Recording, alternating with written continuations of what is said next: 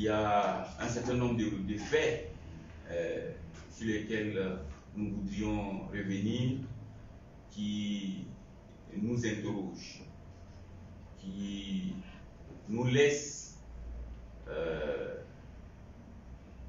sans orientation fixe sur la méthode de travail de la normalisation, surtout dans son fonctionnement avec l'Africa Sport Abidjan. Comme je le disais tantôt, depuis son avènement, l'Africa Sport a toujours été présente. La première réunion qu'elle a convoquée, qui a consisté à avoir l'avis des clubs sur comment organiser le championnat, quelles étaient les préoccupations des clubs. L'Africa Sport avait été représenté au niveau par le président de notre association. Et ensuite, l'ensemble des présidents des clubs ont été convoqués par la présidente de la normalisation. Là encore, l'Africa avait été représentée par le président Baba. Ensuite, M. Maître Abbé, qui est chargé du football à la FIFA, ça peut paraître un peu paradoxal, mais qui est chargé du football à la FIFA, a rencontré le président de l'Africa Sport et M. Antoine Bell. Et au terme des échanges, le président a procédé à un réaménagement du bureau exécutif et a nommé M. Assemian Kassi. Je pèse les mots, a procédé à un réaménagement du bureau exécutif et a nommé M. Assemian Kassi. Depuis lors, et curieusement, la normalisation a fait de M. Assemian Kassi l'unique interlocuteur, son unique interlocuteur en ce qui concerne les questions sur l'Africa Sport, quel que soit le niveau de ces questions. Et ça, cette approche, nous l'avons,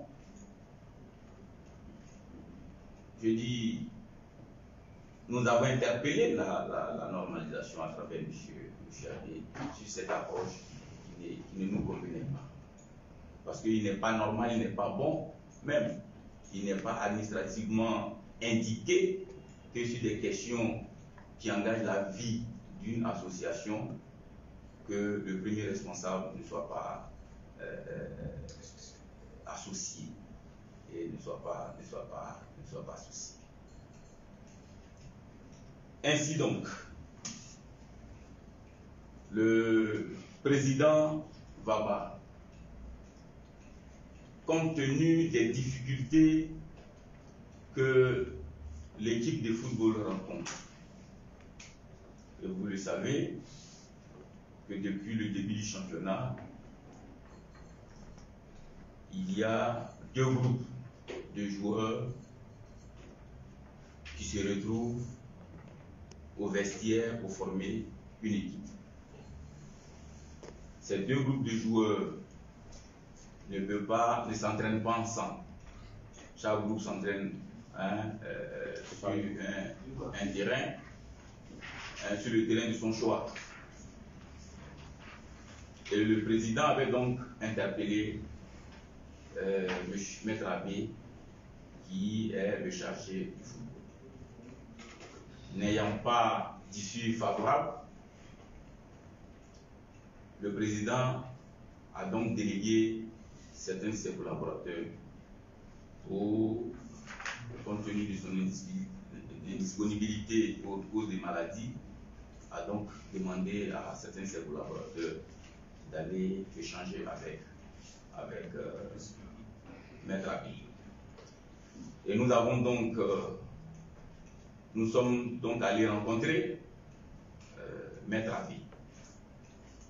Et avec lui, nous avons essayé de trouver des solutions pour que les différents groupes puissent s'entraîner ensemble, puissent faire les mises au vert ensemble, puissent faire les séances de dégraissage ensemble, des dégrassages ensemble, et puissent faire les séances de faire les tests de Covid ensemble.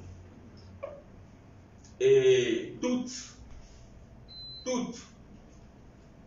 les résolutions que nous avions prises ensemble avec Maître Abbé se sont vues refoulées par justement c'est un avocat, je sais pas. Donc par le responsable chargé du football à la FIFA. Je dis, pour être plus précis, que sur la question de l'entraînement, parce que moi-même j'avais été porteur du message du président Baba, qui a consisté à dire à Maître Abbé que l'Africa Sport d'Abidjan doit former une équipe qui est une et indivisible. Et que depuis pratiquement 8 mois, l'Africa a engagé un partenariat avec le nouveau camp d'Akoedo, les responsables du nouveau camp d'Akoedo. Ils nous ont donc cédé une de leurs infrastructures pour nos séances d'entraînement. Et donc nous avons cette infrastructure sur laquelle nous travaillons. Et que par conséquent, tous les joueurs de l'équipe devraient venir sur ces lieux pour pouvoir procéder à l'entraînement avec tout le staff technique. Voici le message que j'ai porté à Maître Abbé, autour duquel donc, nous avons échangé et nous sommes convenus, avant même le match contre le FC San Pedro, nous sommes convenus que tous les joueurs devraient aller s'entraîner à Akoedo. On a identifié Akoedo pour des questions de sécurité, compte tenu du climat de méfiance et des tensions qui règnent entre les groupes. Nous avons, avec Maître Abbé, jugé que Akoedo était l'endroit le mieux indiqué sur la question sécuritaire. Et puis, le partenariat était déjà scellé entre nous et l'administration d'Akoedo. Donc, il n'y avait pas de raison que nous partions faire des paiements ou bien louer d'autres centres. Voici le premier accord que nous avions obtenu. Le lendemain, Maître Abbé m'a appelé pour remettre en cause cet accord que nous avons obtenu.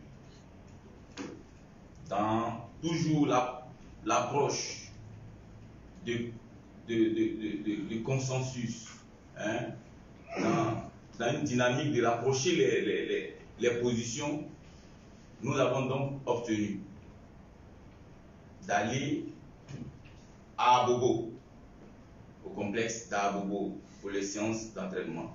Ça, c'est la proposition de Maître Abbé lui-même. J'ai dit, il n'y a pas de souci, moi je vais en parler avec ma hiérarchie, étant donné que Abobo ne faisait pas partie du message que je portais, donc je vais en parler avec ma hiérarchie. Le président n'y a pas trouvé un inconvénient. Après, Maître Abbé m'appelle pour dire à Abobo si ce n'est pas possible. Ensuite, et ce que je vous dis là, ce sont des entretiens que nous avons eus avec Maître Abbé, pour lesquels nous avons des éléments, des preuves que vous pouviez, à votre compétence, que vous pouviez consulter.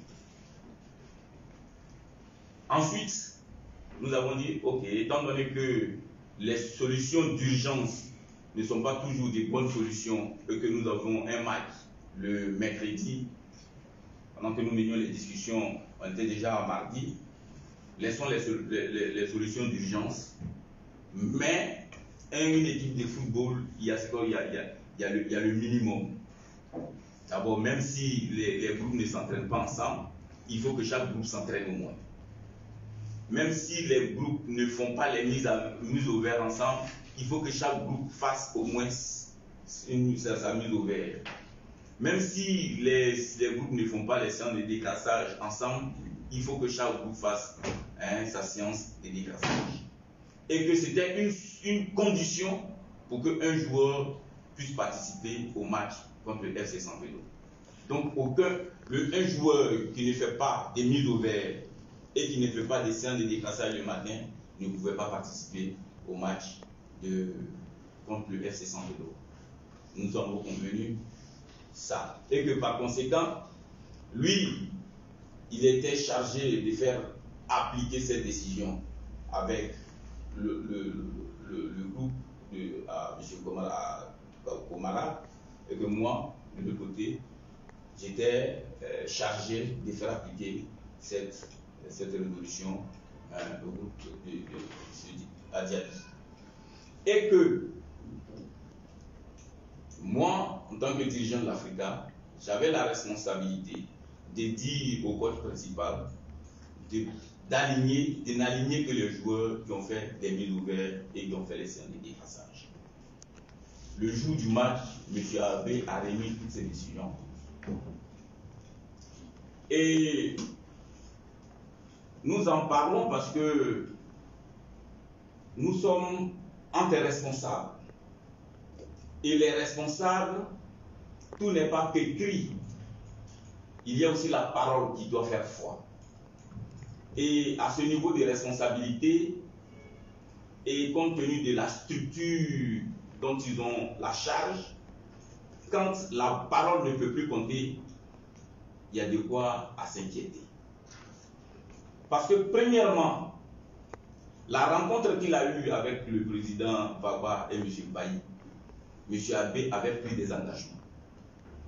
Il avait donné des orientations et il avait pris acte d'un certain nombre de faits et d'un certain nombre de documents qu'on lui a présentés. Il avait donc pris acte. Et que par conséquent, il était question que M. Baba élargisse son bureau à M. Bailly et que les équipes fusionnent. Et que le directeur sportif était chargé de voir dans chaque camp les joueurs qui étaient en état de participer au championnat et de former une équipe. Au sortir de cette séance de travail, pour lequel malheureusement un PV n'a pas été fait, un PV n'a pas été signifié au parti, au sortir donc de cette séance de travail, M. Abbé a remis en cause tout ce qui a été dit. Ensuite, M. Abbé fait croire à l'opinion que Assénian Kassi, qui est un membre du bureau exécutif de l'Africa, est au-dessus du président Baba parce qu'il serait un secrétaire général de consensus, donc nommé par M. Baba et par M. Bailly, Antoine. Ce qui n'est pas juste. Ce qui n'est pas juste. La lettre de nomination de M. Abbé a été signée par M. Baba Alexis, et vous aurez compris. De M. Assénian Kassi a été signé par le président Baba Alexis, et nous vous en donnerons copie pour que ça fasse foi. Et vous allez nous demander, mais pourquoi jusque-là, bon, vous n'en parlez pas? Parce que vous savez, un bureau exécutif légal et des groupes de dissidence n'ont pas la même façon de fonctionner. C'est que le porte-parole d'une association légalement constituée peut dire au nom de l'association le porte-parole, c'est-à-dire les mesures de prudence, des précautions que lui peut prendre. Le porte-parole d'une dissidence n'en a pas besoin. Parce que lui, il n'engage pas l'équipe. Au contraire, lui, il est dans une rébellion, il peut tout se permettre.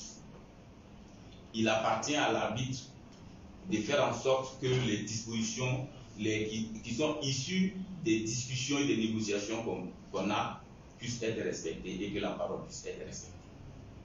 Ce que nous observons,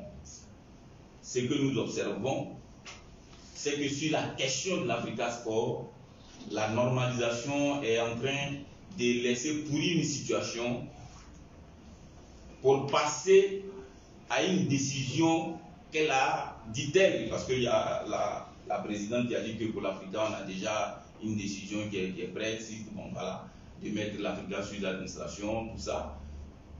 Peut-être pour mettre en exécution cette décision. Bien évidemment, ce n'est pas des choses qui se font aussi facilement. L'Africa Sport d'Abidjan, comme vous le savez, n'est pas une association de football. C'est une association omnisport, donc qui regroupe en son sein plusieurs disciplines, dont le président Baba et le président central. Évidemment, la FIF, il y a des erreurs qu'on a faites par le passé, c'est des choses qui arrivent par inattention, peut-être par ignorance, mais il y a des choses qui ont pu se faire dans le passé, mais qui ne peuvent plus prospérer qu'une fédération d'une discipline se donne le loisir de suspendre le président central d'une association multisport, omnisport.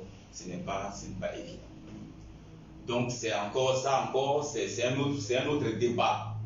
Mais la question essentielle dans laquelle se trouve aujourd'hui l'Africa, et qui, de bonne guerre, suscite la préoccupation et l'indignation de ses supporters, c'est comment se fait-il que les deux groupes de l'Africa Sport qui devraient fusionner par la volonté et l'acceptation du président Baba, qui devrait donc fusionner, donc accepter de s'entraîner ensemble, accepter de faire leur mise au vert ensemble, accepter de faire les séances de décrassage ensemble, accepter de faire les tests de communes. Comment ça se fait que ces deux groupes n'arrivent pas à travailler ensemble et produisent les résultats qu'on connaît? C'est ça la préoccupation aujourd'hui. La préoccupation, nous sommes tentés de croire que la normalisation de M. Abbé, Maître Abbé surtout, crée les conditions pour ne pas pour que l'Africa soit dans une situation qui ne soit pas normale. Qui ne soit pas normale. Nous croyons toujours que la normalisation avait pour souci et pour principale mission d'aider, d'accompagner le football ivoirien à travers les différents acteurs justement dans l'aplanissement des éventuels différends qui pourraient naître, dans la réorganisation à tous les niveaux. Mais ce que nous constatons, en tout cas au niveau de l'Africa, c'est que la normalisation ne nous facilite pas la tâche. Ne nous facilite pas la tâche. En substance, avant que Serge n'ajoute quelque chose ou bien n'ajuste certaines choses, voilà en substance ce que je voulais vous dire. Et je dis la matérialisation de cette attitude qui tend à la déstabilisation, c'est les fonds qui sont destinés aux équipes. On est à la 6e journée. Tous les clubs ont reçu les fonds qui leur reviennent de droit. L'Africa Sport fait donc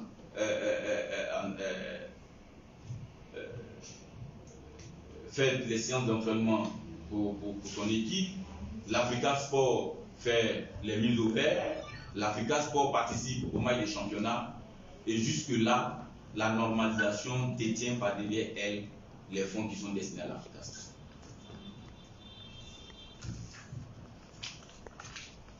Ça, c'est la matérialisation des difficultés que la normalisation crée à l'Africa Sport. Ça, c'est une des matérialisations. Sans compter que M. Abbé, Maître Abbé, crée les conditions avec un dispositif qu'il est en train de mettre en place, créer les conditions pour que l'Africa, les deux groupes d'Africa n'arrivent pas à s'entraider, n'arrivent pas à faire ces gens de dégraissage, n'arrivent pas à faire les mises ouvertes ensemble. Nous le disons parce qu'on ne peut pas faire des déclarations sans un minimum de preuves. Nous le disons parce que tout ce que nous avons convenu avec l'arbitrage de Maître Abiy se sont vus remis en cause par justement ce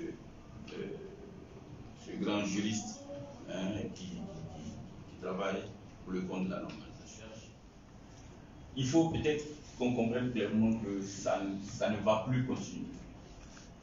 Voilà, ça ne va plus continuer. Personne n'acceptera qu'il soit humilié, bafoué jusqu'à ce point. Personne ne pourra plus longtemps accepter.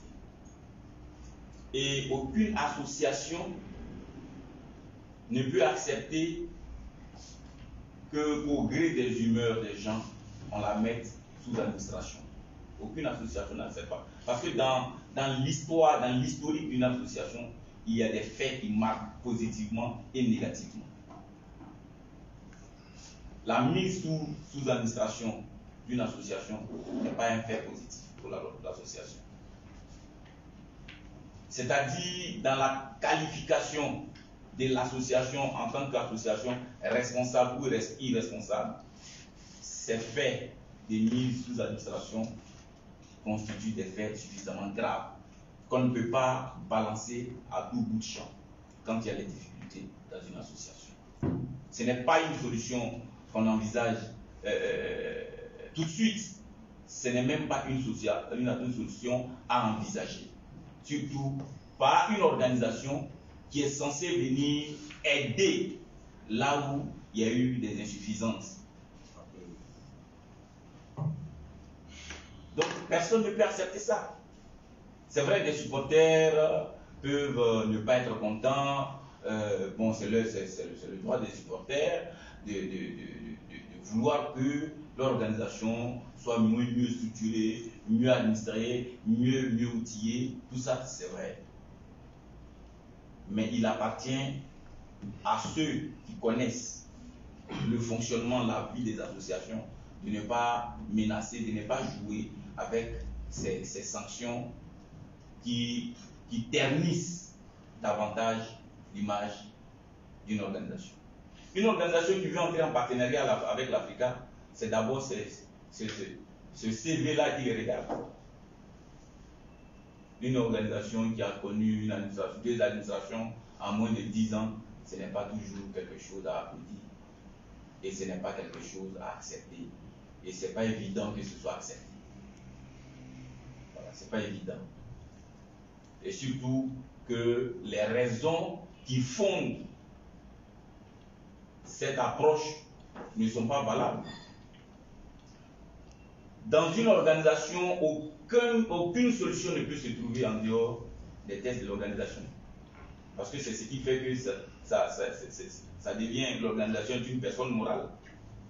Si vous et moi, on a des difficultés, c'est nous deux qui vont interroger. Mais quand les difficultés portent sur une organisation, l'organisation, c'est pas une personne physique qu'on peut interroger, ce sont les tests de l'organisation qu'on interroge. Donc, on ne peut pas aujourd'hui estimer que les tests de l'Africa ne sont pas des textes dignes d'être interrogés sous prétexte que bon, les textes ne sont pas consensuels, mais aucun texte sur la Terre n'est consensuel. Aucun texte sur la Terre n'est consensuel.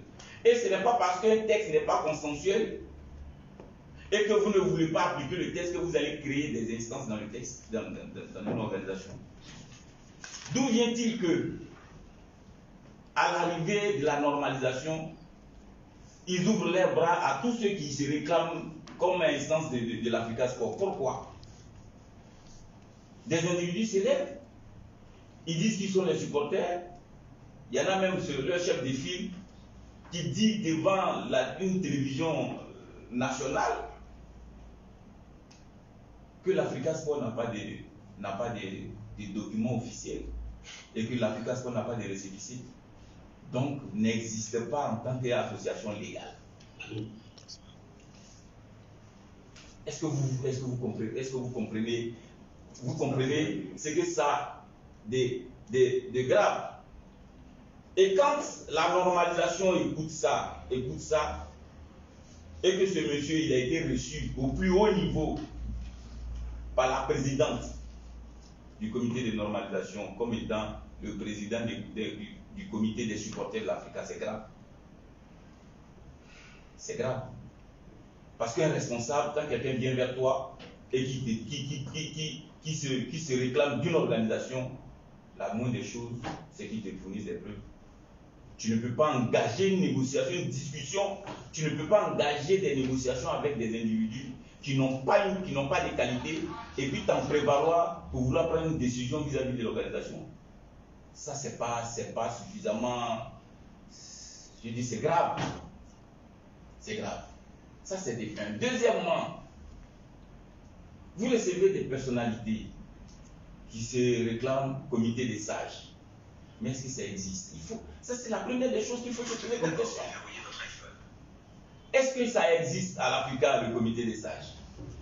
Et si ça n'existe pas, ceux qu'on reçoit, on les reçoit en tant qu'équipe. Étant donné que leur avis peut influencer la décision que le responsable veut prendre, on les reçoit pourquoi? Ça, ce sont des faits qui, quand on voit la dimension des personnalités qui sont à l'affût, on ne peut pas douter de leurs compétences ou bien de leur organisation.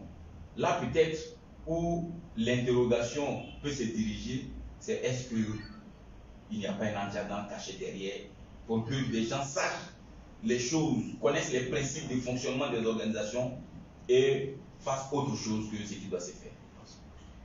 Passe outre. Vous voyez, dans le fond, il y a des interrogations, il y a que les attitudes, les comportements, les approches, il y a des interrogations que tout ça suscite. Et ce sont ces interrogations que l'Africa Sport voudrait poser à travers vous, à l'opinion et aussi à ce comité de normalisation.